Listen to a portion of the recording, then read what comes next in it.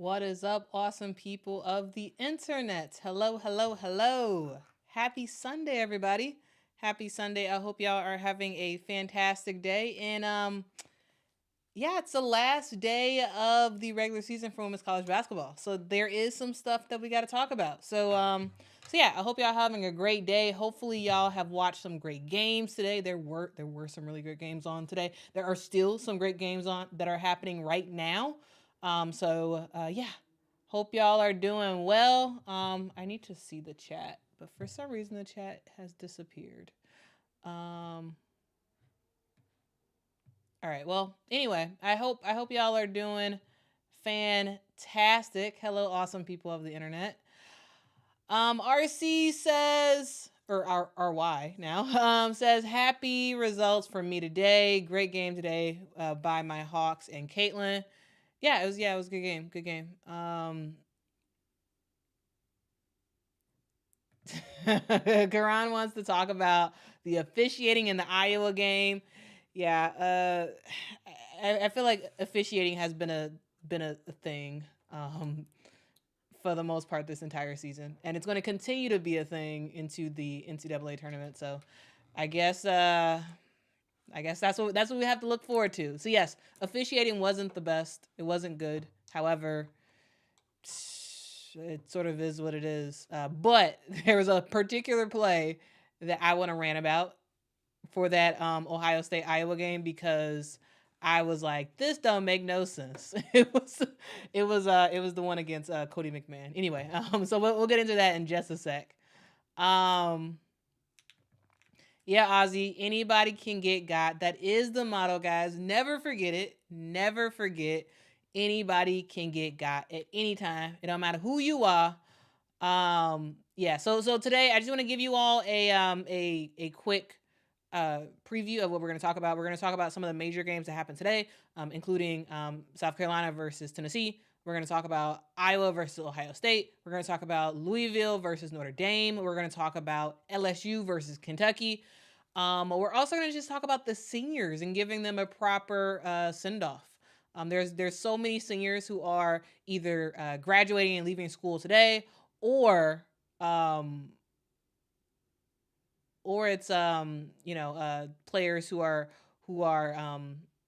going back for another season, or transferring teams or whatever. Anyway, there's been so many seniors that have gotten really awesome send-offs, and I want to talk about that a little bit.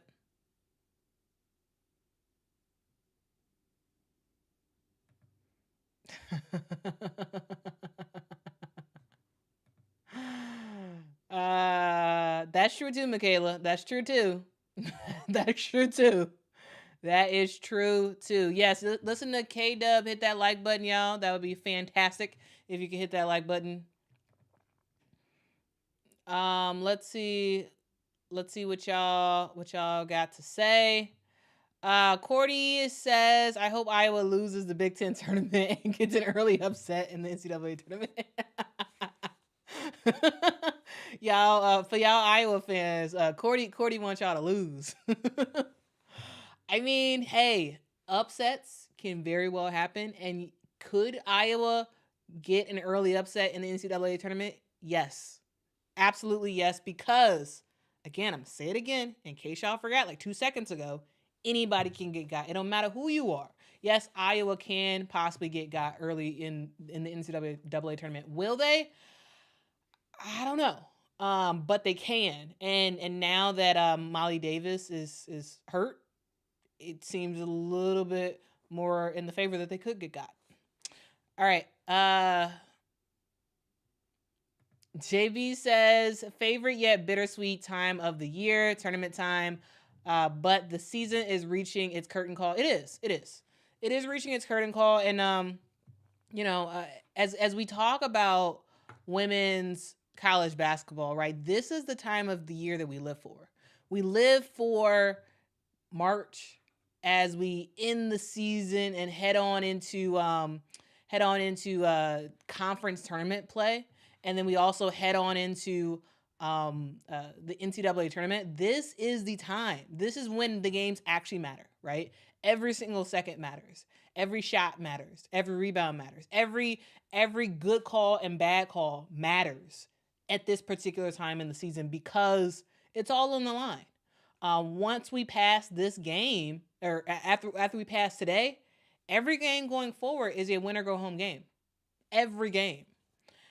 And it's an opportunity for us to really be able to really see what these players got. You know, either you got it or you don't. There is no second chances come March. There's no second chances. And that is what, to me, makes this period of the year so, so special. Because it's not like, it's not like the WNBA where you have a finals and you have its best out of 5, right? It's not a playoff.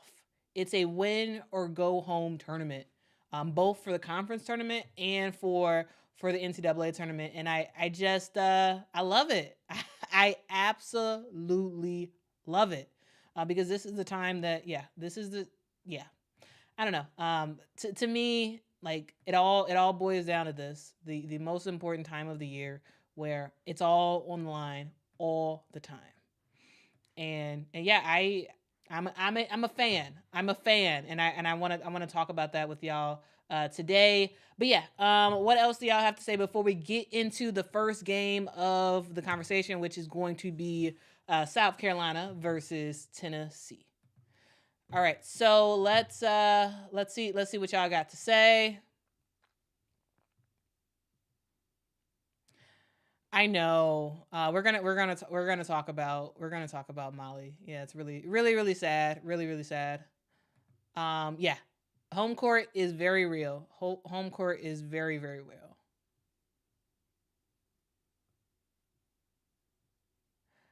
Oh, thanks.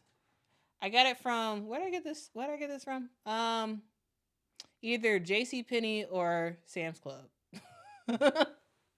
One of the two. Oh, shout out to Frank. Thank you so much, Frank, for the super chat. Frank says Caitlin Clark, great career. Yes. Caitlin Clark has had a fantastic career. Yes, Michaela. We're gonna talk about Hannah Hidalgo too.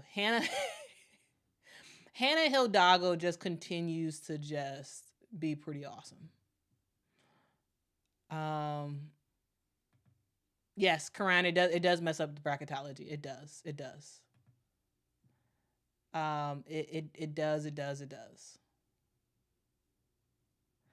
All right, so let's get into the first game that I watched of the day. Let's get into South Carolina versus Tennessee.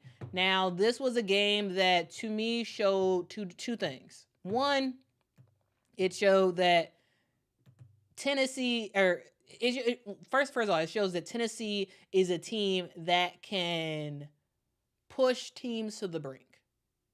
But Tennessee is also a team that at the end of the day still cannot get it done against some of the top teams. They can push you to the brink. They can give you a very good game. They can make it seem like you might lose, but at the end of the day, they don't have what it takes to be able to win it in the fourth quarter. They just don't have it. And this is something that we saw again today when we look at this Tennessee versus South Carolina game. As you can see on the screen, South Carolina won 76-68 by Tennessee. And this game was a game of runs, as it always is, right? It was pretty evenly matched of sorts in the first quarter. In the second quarter, same kind of deal. But at the end of all of that, Tennessee was still losing because South Carolina, even though it was a close game throughout, South Carolina still had their feet on the gas, right? And when you look at a team like Tennessee, they don't have much, right? They don't have much in terms of a spread of players. Whereas you look at South Carolina, they got a whole spread. This team got a whole spread. So let's sort of break down this game. Oh, also, I mentioned that that the two things we learned about this game. I talked about what we learned about Tennessee, but what we learned about South Carolina is that South Carolina even when they don't play the best, they're still better than everybody else. They still will likely beat you and get a dub. So yeah, let's talk about this game. So for this Tennessee versus South Carolina game, it really was the Rickea Jackson show for Tennessee. She was trying her best to do everything she could to sort of will this team to win. She was 11 of 23 from the field. She ended up with 29 points in this game. And it really was the Rickea Jackson show. And Rickea Jackson just continues, in my opinion, to improve her draft stock and her likelihood of being drafted at that number 3 spot in the WNBA draft. But when we look at everybody else for Tennessee, it just kind of goes down from there, right? You have the greatness of Rickea Jackson, and then you have Spear and Powell, and that's about it. That's about it for this Tennessee team. In terms of players who can get buckets, like Tamari Key was not good today. But it is what it is. It is what it is. When we look at a team like South Carolina, it's dramatically different, right? When you look at their spread, it's not just one player. And that's the thing that makes South Carolina extremely special. It's not just the starters. It's not just 2 or 3 players. You had Camila Cardoso led the charge with a double-double, 18 points. She had 14 rebounds, almost had a double-double for offensive rebounds. She did her thing. You also had Malaysia Fulwiley, who got the start, did her thing, had 13 points. Bree Hall had 13 points. Tahina Pow had 14 points. Ashlyn Watkins had 13 points. There is a spread that this South Carolina team has that it just makes them extremely tough to beat. It just makes them extremely, extremely tough to beat when you have a spread of players who can come out and not give you 20 points. They don't even have to give you 20 points. Everyone, you have 5 players getting double figures, 6 players getting double figures, and that's the ball game. And that really is what South Carolina has. They were just better. Rickea Jackson did her thing. She tried her best. But at the end of the day, an individual can't beat a team. Like, that's, to me, that's what happens at the end of the day. You want to be able to have a entire team where it's not just one player and then 2 sort of supplemental players that can help out a little bit. So yeah, that's my kind of thoughts about that. One thing to note is that Raven Johnson did not get the start today. Malaysia Fulwiley got the start over Raven Johnson. I don't read that much into it. Like, and when Raven came in the game, she didn't play in terms of scoring, she wasn't that good. But in terms of the other stuff that she does for the team, in terms of assists, in terms of rebounds, she did her thing. She had 8 rebounds in this game. 4 assists. So yeah. So she came off the bench. Raven Johnson, Chloe Kitts came off the bench as well. I don't read that much into it. They probably did something that made Don Staley upset. And they had to come off the bench, but when it comes to the actual tournament time, they're starting. Like, I don't anticipate them coming off the bench, in the future. I think this is just a one-off, something they must've did something happened. And Don was like, nah, I'm gonna put you on the bench and let you play from there. So yeah, both of them didn't start. Both of them offensively didn't have the best of games. But yeah, I think in terms of what this means going forward, they'll be fine. They'll start in the future games. So not a big deal in my opinion. So yeah, that is the South Carolina versus Tennessee game. Let me see what y'all have to say about that game. Antonio says Don said they broke a team rule in the press conference. Okay. So as I was sort of thinking, yeah, they did something that they shouldn't have done, and as punishment, they got um, they didn't get to start in this game, which is not a big deal. Like coaches punish their players, all the time. It's not like they're separated from the team. They did something, and they came out the bench. They'll start probably in the rest of the game. So yeah. Yeah, let's see what else y'all have to say. Cran says the offense for South Carolina has been disappointing. I hope they fix it. I mean, it was okay.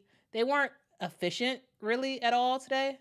But I'm not sure what to attribute that to. If it was the fact that you had two players who normally start that didn't start, and it sort of like I don't know if that like brought gave them and sort of got them to a not so efficient start. I'm not sure exactly what it was, but yeah, they weren't the most efficient today. But it shows you another example about this team. You can have a inefficient game and still come out with the dub because they're just so good. They're just so good. And yes. I think that Rakia Jackson is a fantastic player, but she can't do it by herself. I think she got tired in this game, and that's what hurt them. So yeah, the Tennessee Volunteers. I mean, I think they have to have some sort of like player transformation, because I don't see this Tennessee team ever going back to the way they used to be in terms of the domination that the Candace Parker version of Tennessee, the Kara Lawson version of Tennessee had, because they just don't have the players to make that to make that happen and to actually make Tennessee the team that it used to be. So I'm hoping for the future that they'll be able to get some more talent on the team, but the way it's looking, I think Tennessee will continue to slowly fade into the background of women's college basketball, which is sad for a player who for a team that has been so legendary, for them to not really be that much of a factor. Yes, they can push teams, as I said earlier, they can push teams, but at the end of the day, they can't get that dub, and that's what really matters. They're 17-11 on the season. When you look at South Carolina, they are 29-0 on the season. This is the second year in a row for the regular season that they are undefeated. But yeah,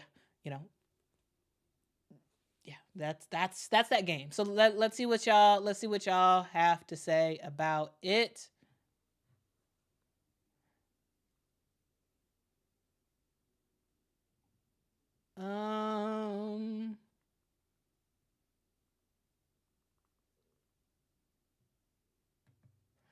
Antonio says, Quita, why everyone likes to say you're a bias when all your takes, in my opinion, are objective.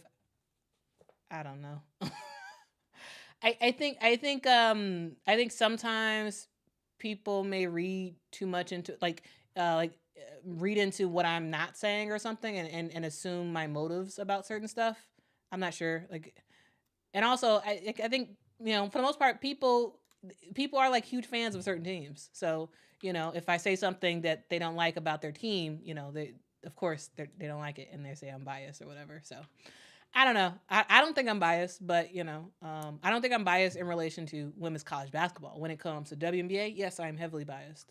I will still give you the facts, but I'm very opinionated on the WNBA. But yeah, in terms of college basketball, I don't know. Let's see what else y'all got to say. JB, I agree with you. I agree. JB says Rakia has to go off for a career night for Tennessee to beat South Carolina. I fear. Yeah, you're absolutely right. And even on a career night, it still might not be enough to beat the likes of South Carolina, because they're just so good.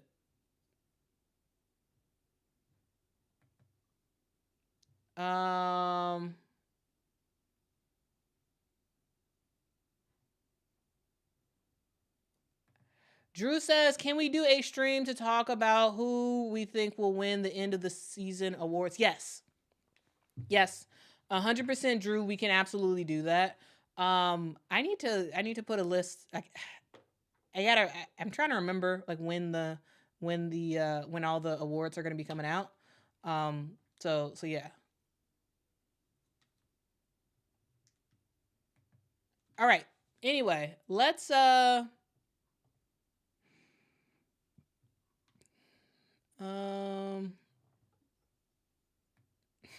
Waverly, this is a good question. Waverly says, can somebody please tell me why Tennessee gives everybody else who is not named Rickea Jackson the ball in the last 3 minutes of the game, except for, do we need a coaching change? I have no idea about the coaching change. I think it's not. It's a combination of things. For Tennessee. Primarily, it's recruiting. Recruiting is the issue with Tennessee. It is. That's the issue. I have noticed that when Rickea Jackson needs to, do the most at the end of the game to sort of will her team to win, it seems like she doesn't really get the ball like that. I think that as a team, yes, you want to make sure to spread the ball around and make sure it's not just Rickea Jackson who has the ball. But I feel like sometimes it's like Rickea Jackson goes on an island and the other players just sort of like try to score and whatnot when it's really crunch time. And it's like, okay, well, give the ball to Rickea Jackson. Give the ball to your best player and have her make a play, To me, that is like a crucial thing sort of down the stretch. When we look at this team, you don't have a ton of scoring for Tennessee. And so you need to have the ball in Rickea Jackson's hands. I'm sure she was exhausted, but she's the best. She's their best player, so you have to give it to her. But for some reason, Tennessee doesn't do that. Also, there was some missed shots from Rickea in the fourth quarter. But yeah, overall, I think she did the best that she possibly could. Tamari Key has to step up. Tamari Key, like it's kind of crazy that Tamari Key just doesn't do anything sometimes when like the games is like so important. Like Tamari Key, how many points did she have? Hold on. Let me see this. She was basically a non-factor the entire game. She had 2 points in this game. And it's like, okay, well, she would have been a perfect player to be able to step up and make some stuff happen for a team like Tennessee. She's 6'6". She can compete well in terms of height wise against Camila Cardoso, against Ashlyn Watkins. But Tennessee needed more. And for Tennessee to actually be relevant in the future, they got to step up their recruiting game. They have to step up their recruiting game. All right, so let's see. Oh, appreciate you, Ronald. Shout out to Ronald G for the super chat. Ronald says, Quita loves women's basketball. Me too. And I love what you're doing. Some great games this year. Yeah, absolutely some great games. Thank you so much for the super chat. Really do appreciate it. There's some talk about SEC Player of the Year. I feel like it's probably going to be Angel Reese that's going to get it. Rickea Jackson, yeah, sure, has the stats and whatnot for Player of the Year, but like, I don't think she's going to win it because Tennessee underperformed. Well, not underperformed. I shouldn't say underperformed. Tennessee wasn't that great, right? They're in fourth place in the SEC. I think when you look at the Player of the Year, it's usually a player on a top team, and I think it's between a South Carolina player or a LSU player. For South Carolina, it maybe Camila Cardoso is probably the best candidate for SEC Player of the Year. And LSU, I think it's going to be not Anissa Morrow, Angel Reese, but I also think that Anissa Morrow needs to get a really good look at that, because Anissa Morrow really has been balling. Really, really has been balling. Yes, Robert. Robert says, shout out to South Carolina management for bringing Camila Cardoso family to the U.S. Yes.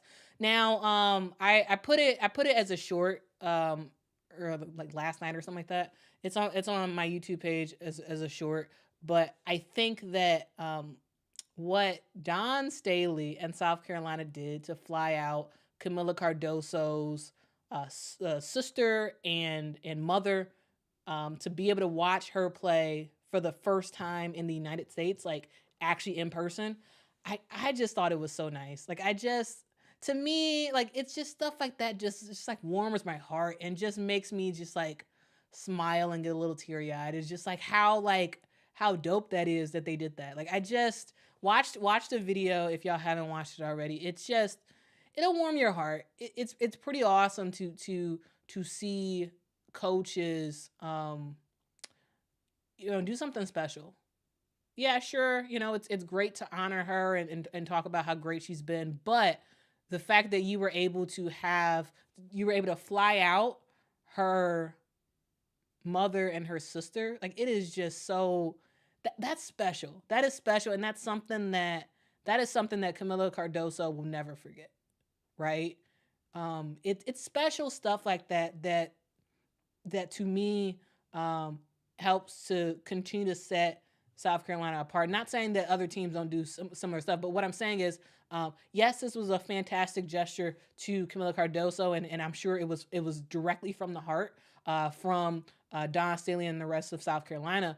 But also, I think this was a very smart recruiting tool as well, to say that we care so much. We care so much about our players. We care so much about their entire self. We care about where they come from. We care about their family, and we're gonna do this amazing gesture. I guarantee you, there are some recruits that saw that and was like, man, they really do care. They really do care about me, and I think genius for and I know that recruiting was probably not in their thought process when they did this, but this is going to have some positive recruiting effects. I'm just saying it's going to have huge recruiting effects. It just shows how much heart and how much love that South Carolina has for their women's basketball team. Like, it's just amazing. All right, guys. We talked a lot about South Carolina versus Tennessee, so we'll hop off that.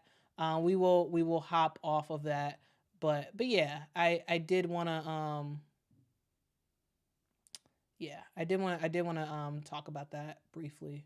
All right. So a thing to also note is that today was senior send-off for a lot of teams. So for all the home teams, they had their senior day, where they honored their seniors. They honored the players who have either transferred in and helped them out, and or players who have been there all 4 years. And I'm trying to make a senior send off like separate video that sort of like walks through the different seniors who have done fantastic stuff for their teams, the conference that they're a part of, the NCAA as a whole.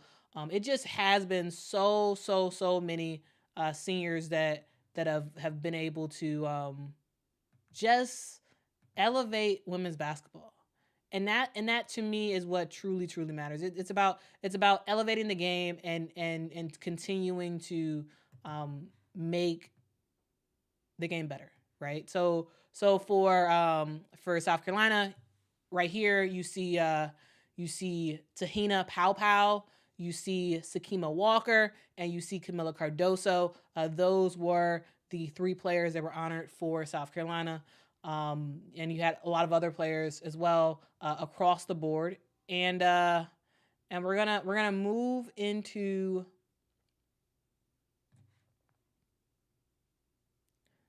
we're gonna move into oh, actually, let's see. Y'all got some more. So y'all got some more comments. Okay.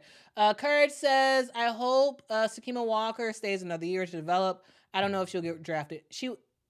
In my opinion, Sakima Walker will not get drafted. No, she's not gonna get drafted. No. And this is not meant to be any shade. I truly don't. I don't know how she would get drafted. I don't think she's. I don't think she would get drafted. No. I do. If she wants to play at the next level, she has to stay another year at South Carolina. She has to. And I think next year she'll get more opportunities with Camila Cardoso leaving for the WNBA. But yeah, it would be in her best interest for her to come back for another season, because I don't believe she'll get drafted. When you look at Tahina Paopao, she is a first round pick, maybe late-ish first round. When you look at a player like Camila Cardoso, she's top 4, top 5 pick. But yeah, Sakima Walker, no, I think she has to stay another year. She doesn't have it yet for a pro player. And I think another year can help her to get there. Mitch says this, first of all, Mitch, thank you so much for the super chat. Mitch says, "This old guy loves what you're doing. Go Hawkeyes. I look forward to your analysis. My first year watching women's basketball. Man, can we get a,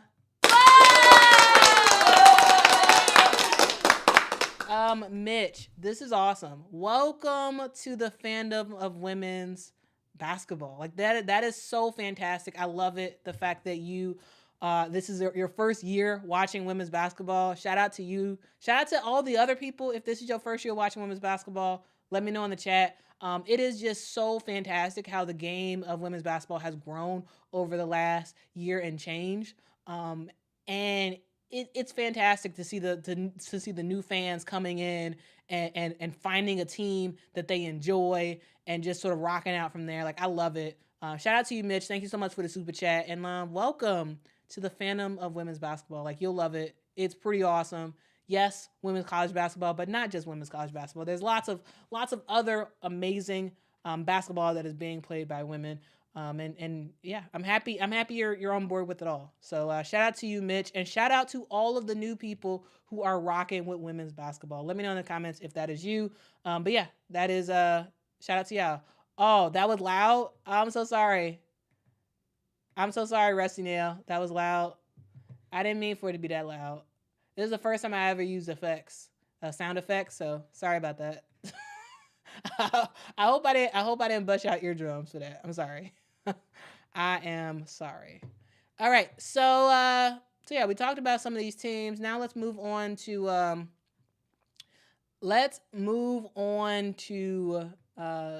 Iowa versus Ohio State. Now this game was a really good game. Really, really, really, really good game. Overall, yes, I would agree with some of the comments earlier about the referees. Sure, yes, the referees, had some bad calls. They did have some bad calls. However, even with that being said, I just think that Iowa looked like the better team. They just looked like the better team. And there's, coming into the game, I will admit, I said I thought that Ohio State would win the game. I thought that Ohio State would beat Iowa at Iowa's home. Clearly, I was wrong on that. Because Iowa came with a foot on Ohio State's necks. They were like, nah, we at home. This is our senior night. We not playing. We not playing today. They went off to a very, very hot start. And it fell off a little bit, but like it was still high intensity for Iowa. And this was a team that, yes, of course, Caitlin Clark did her thing, but it wasn't just Caitlin Clark today. The thing that I really liked about Iowa today is that uh, they were able to pass the ball around and not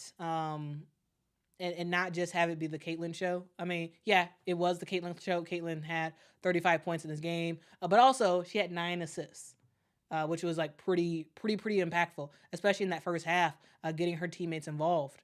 When you look at the other players for Iowa, Hannah Stokey did her thing today.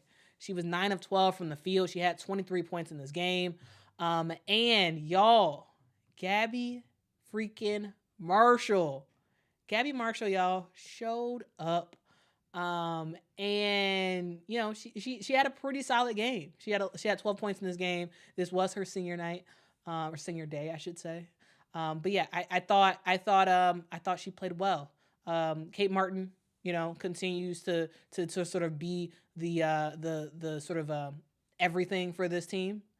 So yeah, I would say that's, you know, that's a thing. Also, one thing that you all have to realize about this Iowa team is that um, Molly Davis, while generally, you know, yes, she usually starts every game and she plays well, but she usually is not like a huge scorer for Iowa.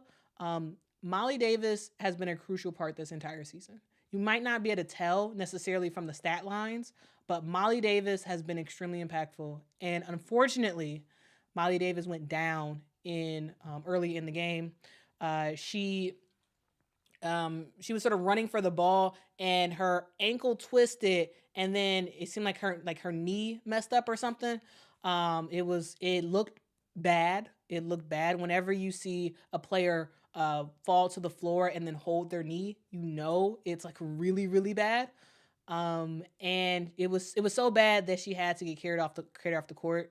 That is a huge loss for Iowa. I was like hopeful that she would return, but it seems like she was like really hurting. So I don't know exactly what happened. We don't know yet. And for that to happen on a senior night of all nights is rough for a player like Molly Davis who is a senior. Molly Davis has truly been phenomenal. I have loved. I mean, not phenomenal. Like she's not like the best player in the world, but I have loved her role for this Iowa team. And yeah, I just, you know, it's a bummer. And I think this is going to severely hurt Iowa's chances in the future. Yes, Fearbach came in and she gave some really good minutes. And defensively, she did her thing. But there's intangibles that Molly Davis brings to the game. That if she is out for the rest of the year, that's tough for Iowa. That is tough for Iowa. All right, so that's kind of my thoughts about Iowa. They just look like the better team. Yes, the referees did help them out. But they just look like the better team. Let's move on over to Ohio State, and let's continue to talk about the referees for just one more hot second. So when we look at this Ohio State team, to me, Ohio State still is the best team in the Big Ten. Yes, they lost today's game, but I think it was a combination of Iowa being at home, Iowa having their senior night. You know, the call's not really going Ohio State's way, but overall, I think Ohio State is a very good team, and still, in my opinion, is the best team in the Big Ten on a neutral site. So yes, Iowa got the game today, but home court advantage was a huge factor. When we get into the Big Ten tournament, which is happening in Minnesota, I believe, and as we get into the NCAA tournament, I still believe Ohio State is the better team. I do. So let's kind of talk about Ohio State. So I think in terms of today's game, Cody McMahon wasn't as impactful as I was expecting her to be in this game. You know, she was in foul trouble. She had 4 fouls in this game. She only had 10 points in this game, and that's, you know, she torched Cody McMahon absolutely torched Iowa the last time they played each other. And today she wasn't much of a factor. When you look at Ohio State, to me, I think of three players. I think of number one, I think of J.C. Sheldon, who is just phenomenal. I think of Cody McMahon, I think of Celeste Taylor. Those are the players I think of when I think of Ohio State. And of all three of those players, I feel like J.C. Sheldon kind of did her thing, and everybody else wasn't as they weren't as impactful as they normally are. Now let's kind of talk about I don't know if I can quickly find this clip, but there was a moment in the game where there was a technical call called, and it wasn't a technical call. Like it shouldn't have been a technical, but it was. There, here, let me see if I can find it. I guess I cannot find it. I'm sorry, guys. I should have had this up before I started.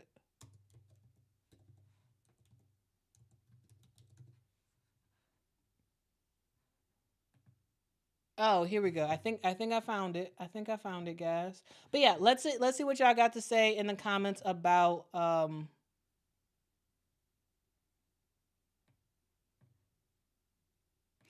well, yes, goodness ready. Yes, Caitlin Clark did have more points in that Ohio State when Iowa lost to Ohio State earlier. But Cody McMahon still torched Iowa, in my opinion. Yes, Caitlin Clark did her thing and dominated, but Cody McMahon was still the X factor that had this that gave her team the win. So yeah, that is for sure a thing. I do want to share my screen real quick and talk about this play that was called as a technical. And I don't believe it was, but let's get into it. Let's talk about it, and we're gonna see what y'all have to say about this. So all right, so here's what happened. It was the end of the play, about to take the ball out of bounds, and you see this slight. It was like the slightest of taps. Clearly Cody McMahon wasn't paying attention, and it seemed like Caitlin kind of bumped into Cody McMahon, and yes, and then Cody McMahon did just a slight, like, okay, get off me, and the refs called a technical on that. That's not a technical. Like that's one of those. Okay, guys, break it up. Let's play some ball. Like come on, like and everyone's talking about how Caitlin flopped, and yes, Caitlin did flop, and gamesmanship on her for doing that. I mean, it's smart, she doesn't get called for it, but I would say that when you're reffing games, what players tend to do, right? The players that tend to flop. The players that tend to play super hard, and it's like sometimes it looks like it's a foul, but it's really not a foul. You know what I'm saying? Like I wish that the refs didn't call that, because it wasn't. Come on, like, why so soft? Why so soft? I'm just like, I think when we look at the women's game, sometimes we see stuff like this where like the refs are like too quick to call a tech or something, and it's like, come on, like, it's just she walked into Cody. Cody wasn't paying attention. Cody just did a little elbow. She flops, and now you're gonna call a tech. Like, I mean, but I get it. If I am Like, I get why Caitlin did it, because she's like, hey, why not? Let me see if I can get it. Let me see if I can get the call. And she got the call.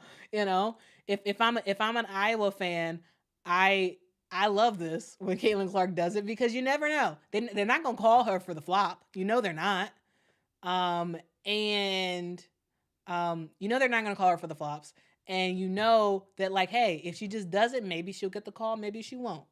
And then in this chance, she did get the call. I get why she did it. I also, as just a observer watching, I also don't like the fact that that was called, because it's like, okay, come on now, don't be too soft. Don't be too soft, guys. Don't be too soft. Like, referees, we gotta step it up, man. We gotta step it up. I'm just saying. I'm just saying. Anyway, I did just want to specifically talk about that, because that was like a talking point during the game. And yeah, it shouldn't have been a technical, but it was, but yeah. Just because, Caitlin does that does not take away from her greatness. She still is a great player, but she also is a phenomenal offensive player who flops. It is what it is, I think it's a skill that some players have. And there's even WNBA players that are very skilled at flopping, Um, oh man. Jay says, who flops more, LeBron James, Chris Paul, or Caitlin Clark? I don't know. But I say this, even the greatest of the great in LeBron James, who just scored his 40,000th point the other day. Even players like that, even generational, arguably the best player ever to play the game, even he flops. So, like, this, you know, it is what it is. It is what it is. Um, uh, you know, they'll never really call it against her. They'll never really call the flops against her. But yeah, it is what it is. But yeah, just because she flops does not take away from her greatness. So please, people in the chat, don't be like, you hate Caitlin Clark. I don't. She's awesome. However, she does flop. Objectively, you have to admit that she does flop. She does. so so eventually the refs have to call it. They haven't called it yet. I don't think they ever will. But it's yes, Michaela, absolutely. It's a smart tactic. It is smart. Like, and if I'm the coach of Iowa, I'm encouraging that type of stuff. If they're not gonna call you for the flop, do it. It's smart. It is smart. You're playing chess. It's a chess match. You know, I I yeah, I think the refs have to be smarter than that. But if you're Iowa, if you're Caitlin Clark, you're going to continue to do that. Why wouldn't you? You get an advantage. So I'm just saying. All right, so there's some other stuff I want to talk about with this Iowa game. We were able to see Miss Lynette Woodard in the building. So Lynette Woodard was there today. There was a lot of celebrities in the building today for this Iowa game. Also, if y'all could hit that like button, that would be fantastic. If we can get to 125 likes, that would be pretty awesome. We're at 81 likes, and yeah, it's we're 81 likes, and yeah, if we can get to 125, that would be really great. Also, guys, as just a quick game check, Duke is playing North Carolina right now, and North Carolina is winning 39-38. We are in the, what quarter are we in? We got three minutes and 32 seconds left to go. Okay. That's a really good game. I'm watching that game sort of in the periphery as I'm doing this stream. Anyway, let's talk about Lynette Woodard. So Lynette Woodard was able to attend today's Iowa game, and I thought it was pretty awesome, the fact that Iowa invited Lynette Woodard to show up and come to the game. You know, Lynette Woodard is a player who I think most people didn't know about until Caitlin Clark started breaking the records that she's breaking this season. And then there was talk about the the um, the the fact that Lynette Woodard and what she did wasn't recognized by the NCAA, and that's a whole thing. When how I believe the coaches for the AIAW, the coaches records are recognized for the NCAA, but but the players records are not, and that's a problem. I hope eventually the NCAA fixes that, because how could you recognize what the coaches did in terms of their winning records, but you can't recognize what the players did for the AIAW?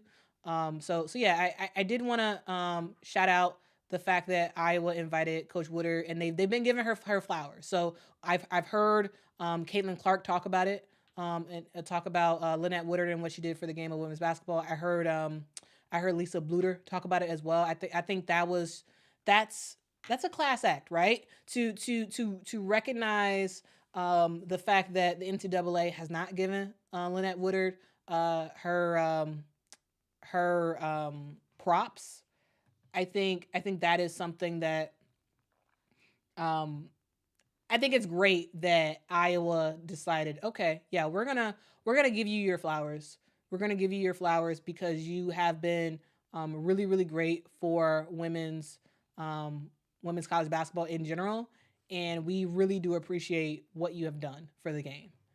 And I thought it was pretty great. Also, guys, the uh, the third quarter of that Duke North Carolina game. I'm sorry, I didn't mean to allude that it was the fourth quarter. No, we're in the third quarter. Right now we're at 43 North Carolina, 41 Duke. Third quarter, 2 minutes and 17 seconds left to go. So yeah, I did want to talk about that. Also, there was such a special moment that happened. Maya Moore met Caitlin Clark today for the second time ever.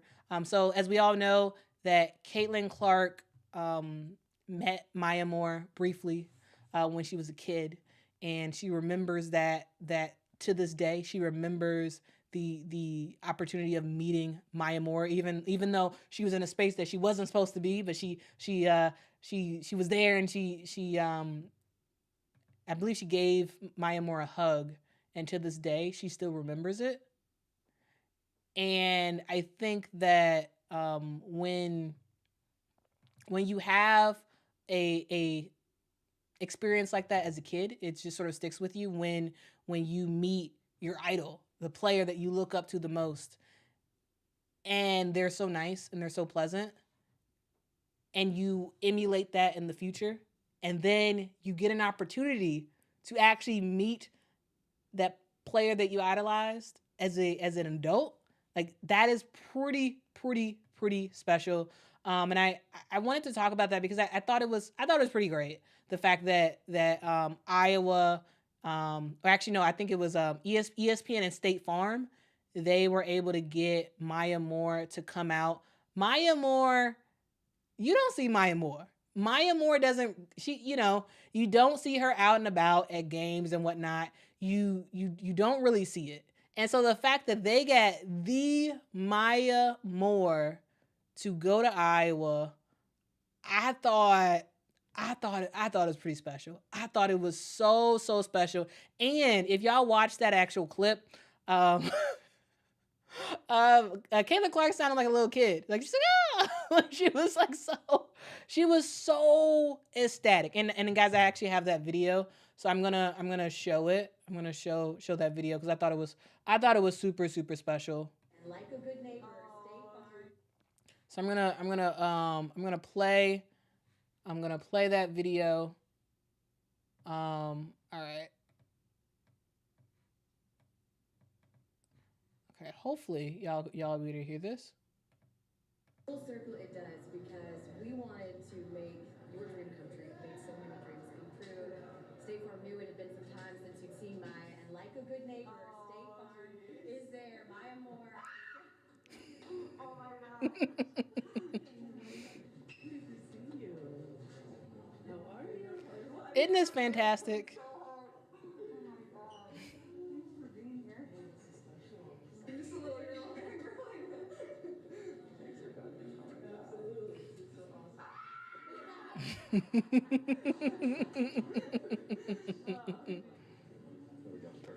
Oh man, that was so phenomenal. That was so awesome. Shout out to ESPN. Shout out to Jake from State Farm. Shout out to all the people who made that happen.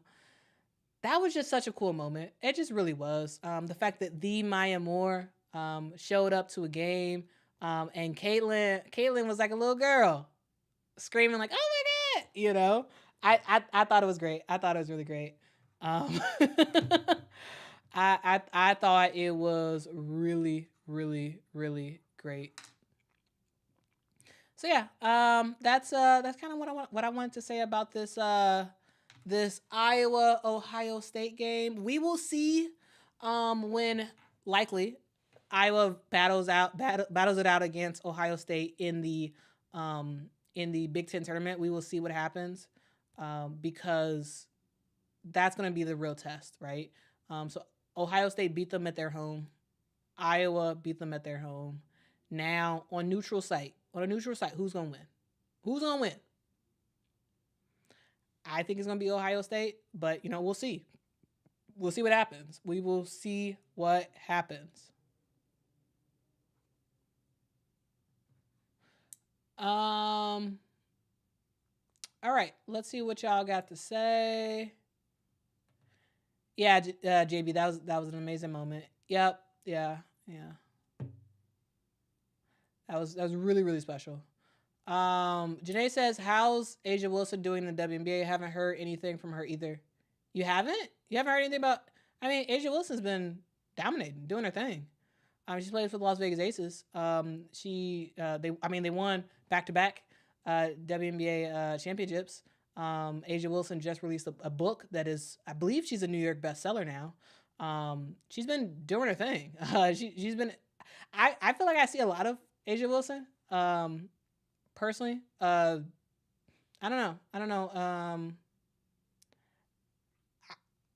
I don't think they talk about her as much on, like, the major networks, but I mean, I see a lot of Asia Wilson. She is still that girl that she was in South Carolina, still dominating in the WNBA, still a regular like contender for the MVP, WNBA MVP. Like, she's just Asia Wilson. Like, she's very good. And I think she's a player who's gonna have a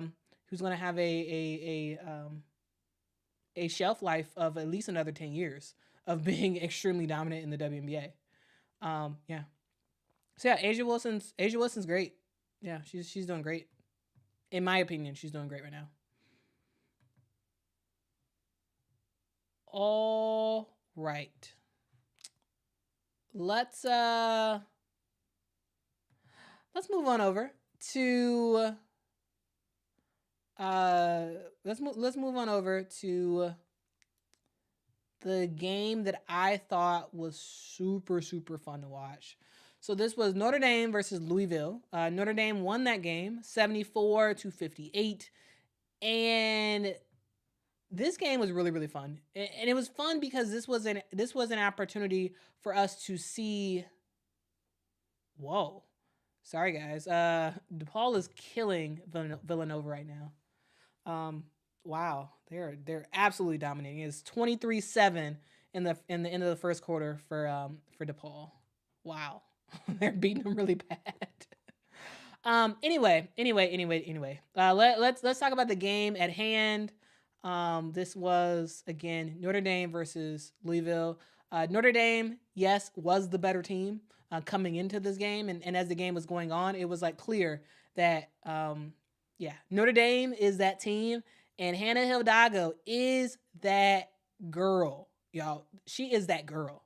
Like, you like, I mean, what can you say about Hannah Hidalgo? You can say several things. You can say that this girl is box office. This girl is straight up box office. She is, I believe, 5'6". She's a shorty. You know, you don't see short players absolutely dominating. Yes, you see short players that are good, but like, when's the last time you seen a short player, like what? Hold on, let me fact check myself and make sure she actually is 5'6". I think she's 5'6". Yeah, she's 5'6". She's listed at 5'6", and she is not just one of the top freshmen in the league.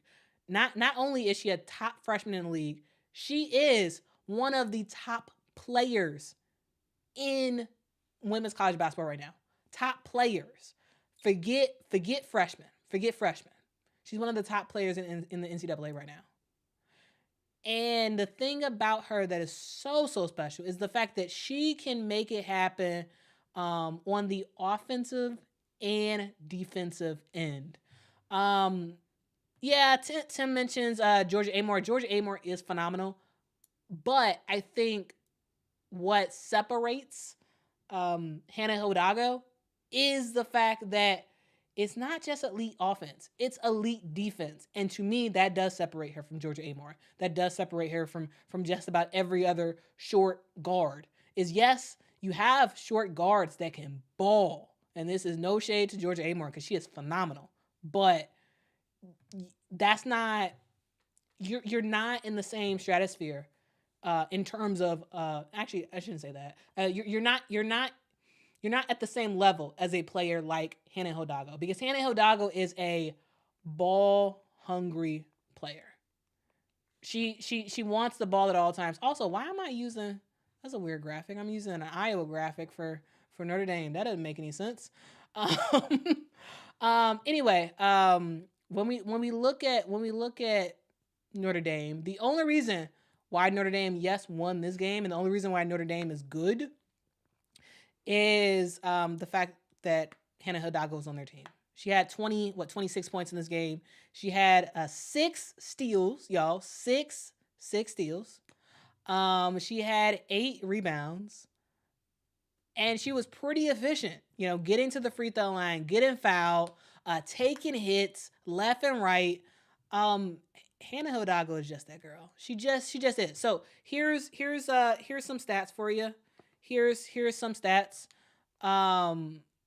for you. So far this season, if you're curious at where Hannah Hidalgo ranks, Hannah Hidalgo is 3rd in the country in points per game. 3rd in the country. She's averaging 23.7 points a game as a freshman. Above that is Juju Watkins, and above that is Caitlin Clark. So you have Caitlin Clark, Juju Watkins, Hannah Hidalgo leading the country in points. Leading the country. This is not just her leading freshman or her leading the ACC or something like that. No, she's 3rd in the country.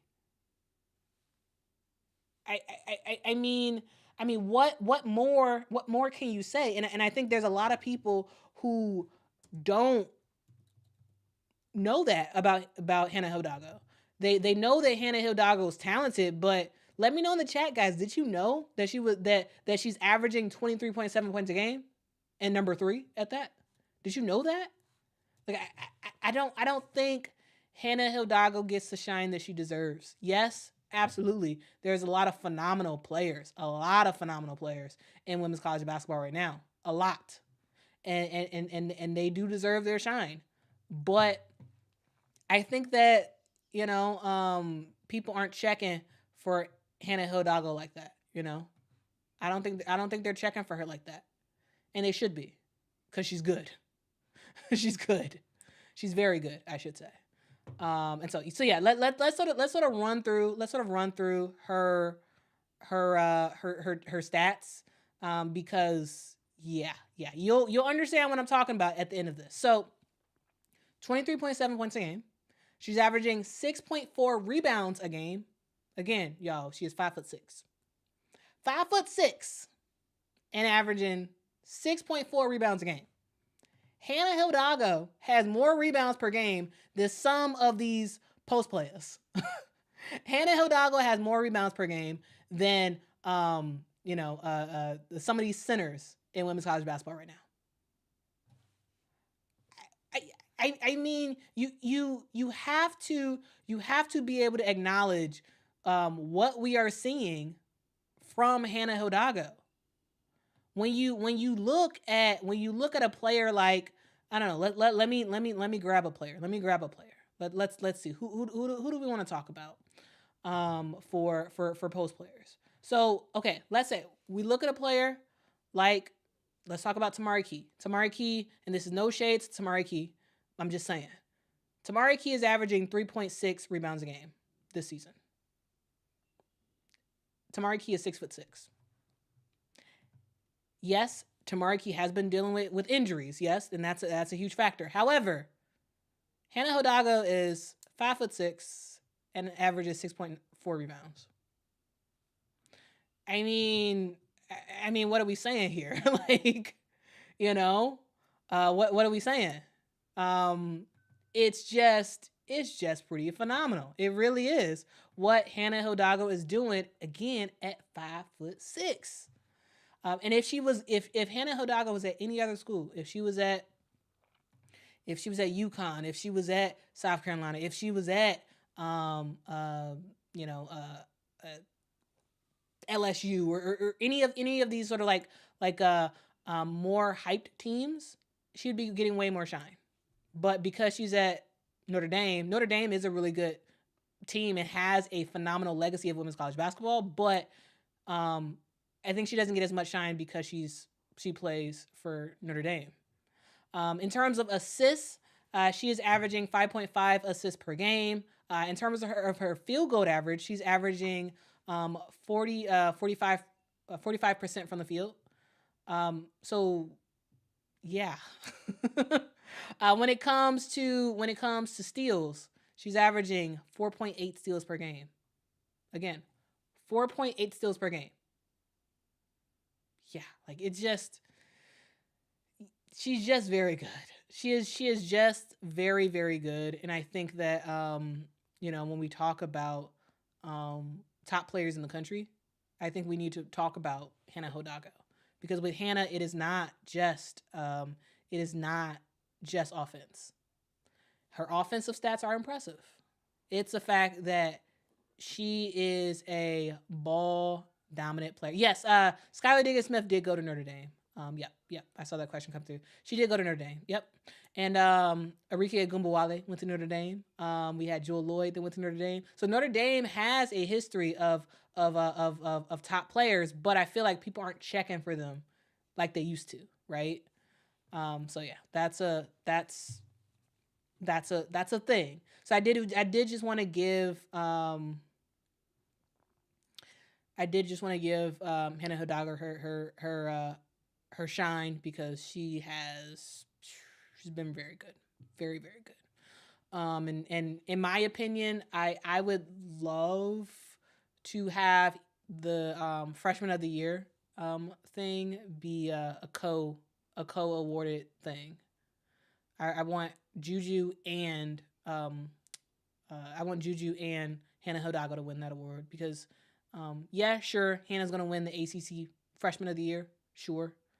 But it's I think she needs more. I think she deserves more respect and more people to talk about her.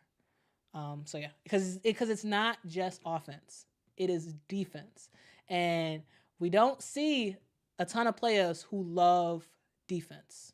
We don't see it like that, but she's one of those players who love it, and she's carrying a team that was supposed to be Olivia Miles' team, but Olivia Miles has been out the entire season. And next year we'll see what happens when they play together, Olivia Miles and Hannah Hidalgo. But like, yeah. Anyway, that's my rant for the day. I did just want to talk about how phenomenal she has been, because I think she's special, and I don't think she gets the recognition that she deserves. But she's a very, very special player. Anyway, they did get that dub against Louisville. They just looked like the better team. And it wasn't just Hannah. It was Sonia Citron who was doing her thing as well. Yeah. So So yeah, it wasn't just her. It was Maddie Westbell. It was Sonia Citron. It was uh, Watson who did her thing again. So yeah,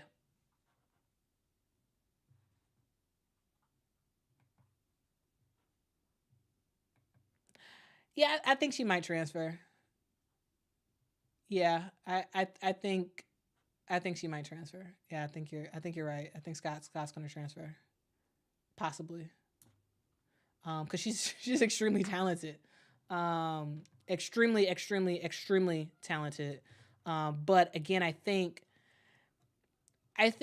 a problem that women's basketball is going to have to deal with is that you're going to have players who are very talented. So Talia Scott came into women's college basketball, what, ranked number 11th in her class. And for those who don't know, she plays for Arkansas. She is very, very good. She's had several huge games this season. And I feel like she's going to transfer only because um, Arkansas is not going to compete for its SEC title, you know? And I think that eventually, maybe not at the end of the season, but eventually she's going to want to compete. She's going to want to be able to be a player who's heavily talked about, right? So yeah, I think she's super talented, but like I don't think that Arkansas is not going anywhere. This is not me saying that she should leave. I think she will leave. Do I think she should? I don't know, but I think she will leave. Yeah, maybe not at the end of this year, but she's going to leave eventually to go to a more notable team, I should say. Um, yeah. Okay, guys. Let's wrap up talking about um let's wrap up talking about LSU versus Kentucky. So LSU beat Kentucky 77-56. So I did not watch the first half of that game, but I did watch the second half of the game. So largely, my commentary about that game is centered around the second half. Um, so LSU got the job done. They got the dub against Kentucky. I think as a whole, um, I think this game probably should have been with LSU having like 90 or 100 points in this game. Like I think LSU for sure took their foot off the gas, which is fine. I think because they didn't need to run up the score like that. But also, I thought this was a game that they could absolutely run up the score, and they didn't. You know, so yeah, that's a thing. Um, I don't know about Michaela. There's a comment in the chat about Michaela. I don't know. I am not sure. She did not play in this game, but I'm not sure. I'm not sure why she didn't. I didn't listen to the post game presser yet, so I'm not sure. But anyway, Angel Reese did her thing. Continues to do her thing. Anissa Morrow also. Both of these players had another double double apiece, so that's just what they do. They're the double double twins. Like they just make it happen. I think that as a team, LSU continues to look good. When you look at a team like LSU, you want to see consistency, right? That I think that's their Achilles heel is consistency. I think that when like the last couple games, I feel like Haley Van Lith has done well.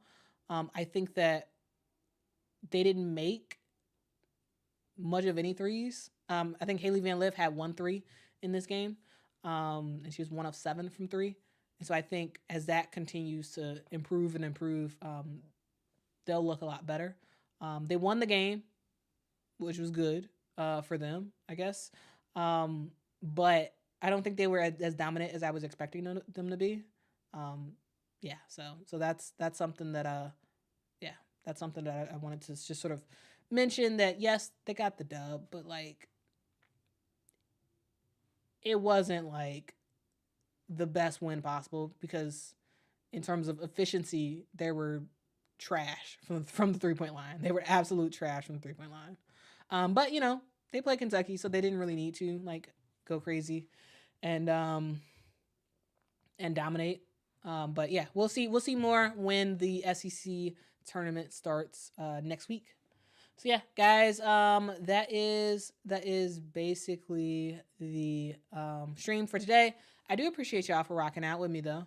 It looks like folks are saying that she had a tender foot, Michaela Williams, and that's why she did not play. Why am I use the same graphic for all these videos?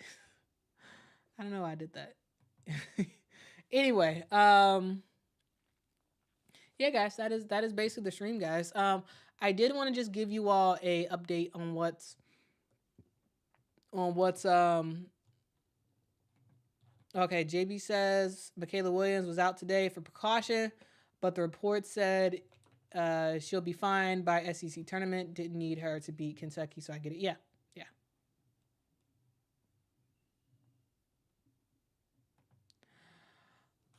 Rover says, "What's the problem with LSU? The starters got to play 40 minutes to beat the good teams."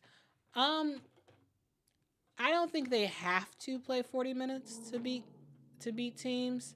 I think that I think that it's just the bench players don't get enough opportunities to grow. And so when they get on the court, it seems like they don't know what they're doing because they don't really get an opportunity to get on the court.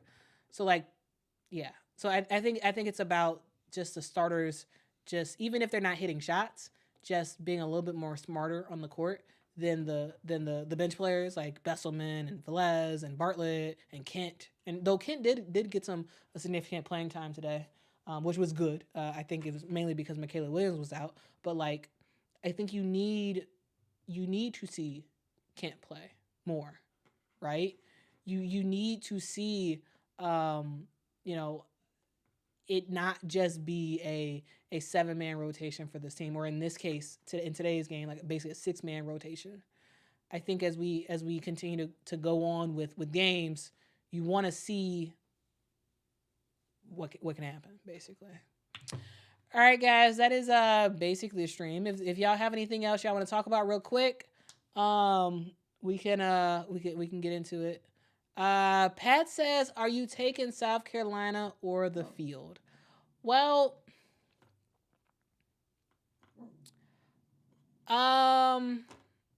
for the NCAA tournament, I'm probably taking the field. For the SEC tournament, I'm taking South Carolina.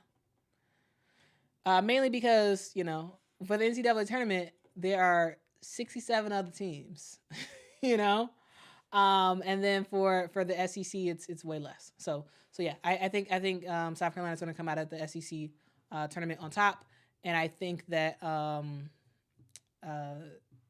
it's just yes, right now South Carolina by far is the best team in the country. They're the best team. However, I think that when we look at a team like South Carolina, they were also the best team last year as well. They were. They were the best team all season. They swept the tournament. They made it all the way. They were looking like they were going to win the championship undefeated, and then they got right. I know, you know, South Carolina fans don't like to hear that, but like, yeah, even though South Carolina is extremely good, they can get got. And I think that's a chance. I think it's a chance that they will go undefeated and win the championship this season. I also think there's a chance that they can get got and they can lose. I just, you know, so yeah, I'm taking the field. South Carolina versus the field in the NCAA tournament. I'm taking the field. For the SEC tournament, I'm taking South Carolina. I know some of y'all gonna get at me in the comments, but yeah, I mean, I just You know, we saw this last year. Yes, this team is different than last year's team. However, like you can still get got. You can still get got. And it's a possibility. I won't be shocked if they go all the way and win it undefeated. I wouldn't be shocked, but I also wouldn't be shocked if they lose either. So that's kind of my thoughts on that front. South Carolina versus Field. Let me know, guys. Let me know in the chat who y'all got. Who y'all got? South Carolina or the Field for the NCAA tournament? Who y'all got? Y'all let me know. And guys, we are at a close game. We are at a close game for this North Carolina versus Duke game. Very, very close. I'm still watching it in my periphery. So yeah, it's we've had some great games.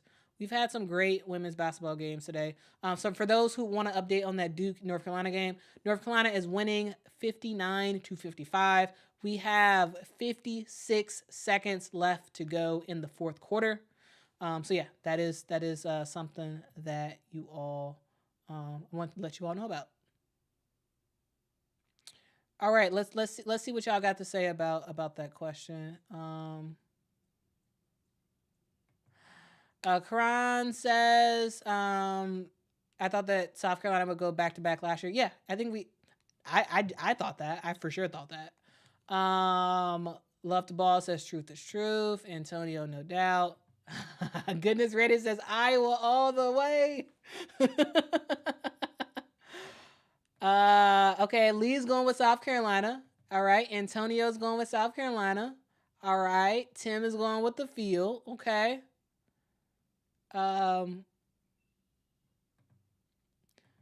Keith is going with the Field. Says I don't think South Carolina will win the NCAA tournament. They are much better shooting team this year, but they don't have a standout player. Next year, depending on who stays, they will be better. Yeah, we'll see.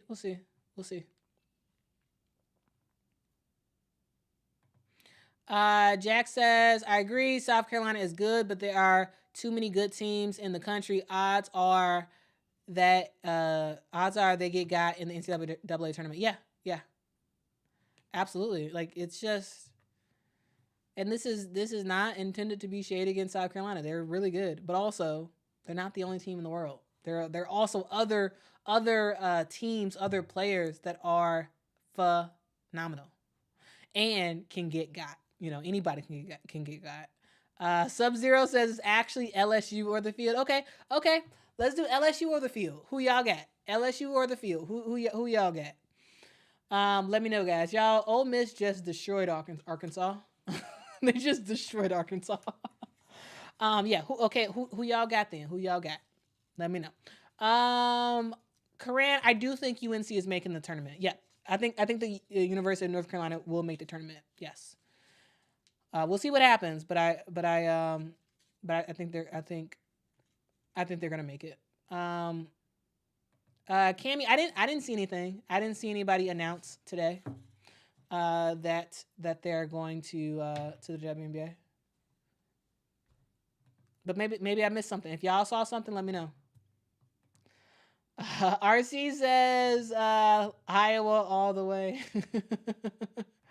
Okay, Kyra says got to take the Field. Janae is going with South Carolina. All right. JB says it's hard to pick one particular team over the Field. Yep, I agree, which is why I'm going with the Field. Darnell says South Carolina. Okay. Phillips, South Carolina. Okay. All right, Goodness Red is doubling down on the Iowa pick. Okay. Ronald says LSU. I would agree with Courage on this one. Yeah, South Carolina does not need a standout player. Sure, is having a standout player good? Yeah, sure. But yeah. No, I think Camila Cardoso is going to the WNBA. Yeah, she's going to be a top 5 pick. Why wouldn't she? I think she's going to the WNBA.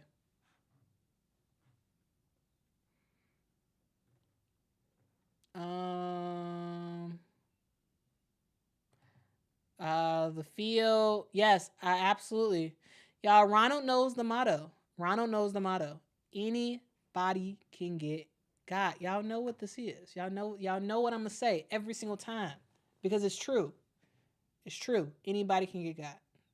Anybody. Oh, Jack is saying Oregon State is going to win it all. I mean, if Beers is healthy, sure. You never know what can happen. It could be a miracle, you know. So yeah, that's basically what I want to talk about, guys.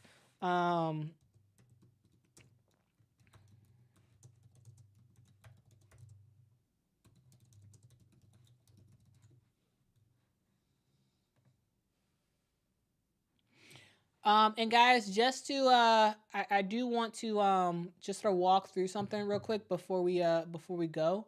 So earlier I said that Hannah Hodago is the number 3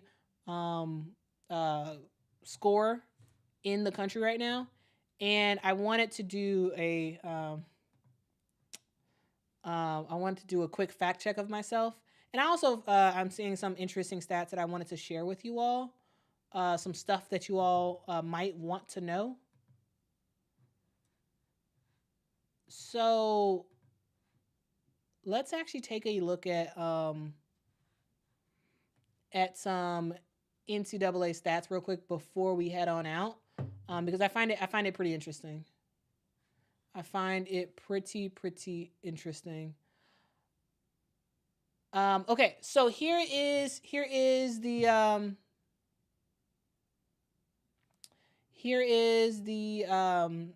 stats for this season. So when we look at points per game, and this is this current year for the NCAA. So we look at points per game. We have, of course, Caitlin Clark leading the country with 32 points a game. We have that freshman from USC, Juju Watkins. She's averaging 27.8 points a game. We have Hannah Hildago with 23.7 points a game. Again, as I said earlier, she is number 3 in the country in scoring. Lucy Olson with Villanova with 23 points. Elizabeth Kitley with Virginia Tech with 22.9 points. So those are the top 5 for scorers for this season. All right, and so let's actually take a look at rebounds per game.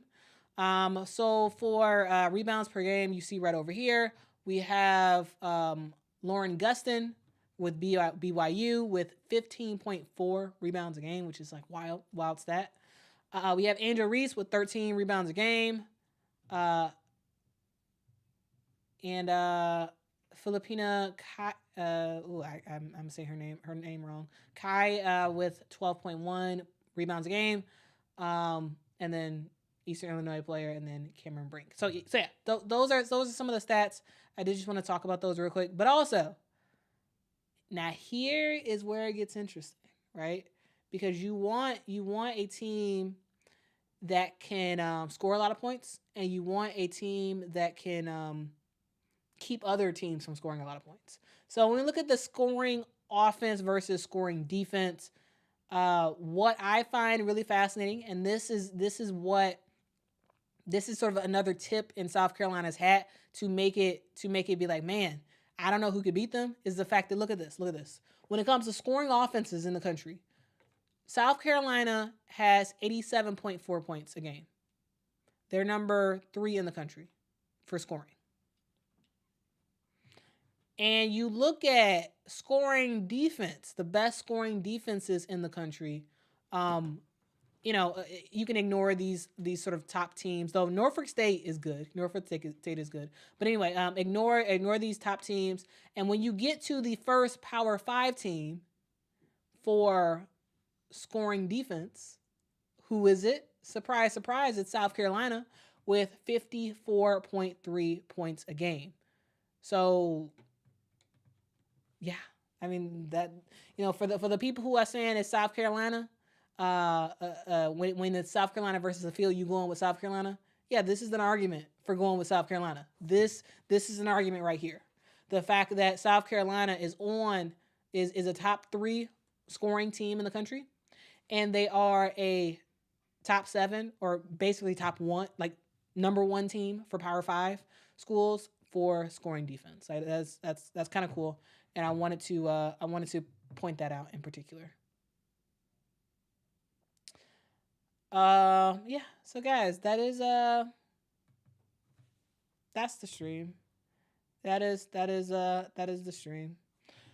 All right. I hope you guys have a fantastic rest of your day. KA, no one's cutting Caitlin Clark. Caitlin Clark is not getting cut. That's in my opinion, it's not even worth the conversation. She's not getting cut. Doesn't matter what she does, she's not getting cut. No, it's not happening. Yeah, Janae. Yeah, Norfolk State. They're doing their thing. They're doing their thing. So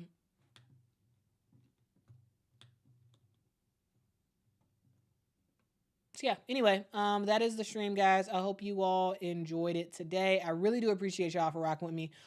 Be on the lookout for a bunch of videos. Guys, I am making some videos around the seniors, the different seniors who graduated, and just sort of like doing a recap about their time in college. We're gonna give a deep dive of everything you need to know about March Madness. A deep dive of everything you need to know about the particular conference tournaments. So yeah, there's lots of stuff, lots of not just sort of commentary about the games. I'm gonna have a lot of deep dives coming up, a lot of history lessons, because y'all know I like my history. There was a comment by someone the other day, and I thought it was like the coolest comment ever, because they were sort of explaining in their mind sort of how they would describe me and how they would describe this channel, and I thought it was like the coolest analysis ever. It was honestly said this channel is like ESPN meets PBS meets the History Channel.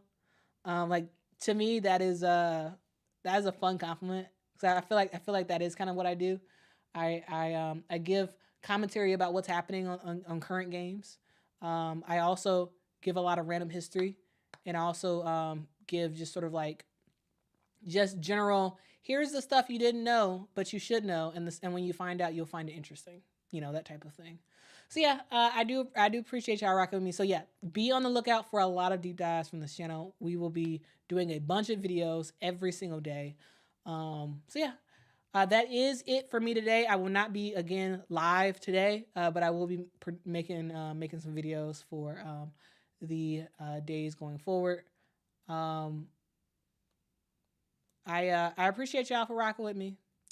Have a fantastic day. Please be safe. Yeah, just enjoy the rest of the day, guys. It is almost 5:00 in Chicago, and I got stuff to do. I got to figure out what I'm gonna cook. I got to go to the stove, and I got to make some videos. So that is on my agenda for the rest of the day. But before we leave, guys, this North Carolina versus Duke game is a nail biter, y'all. This is a nail biter.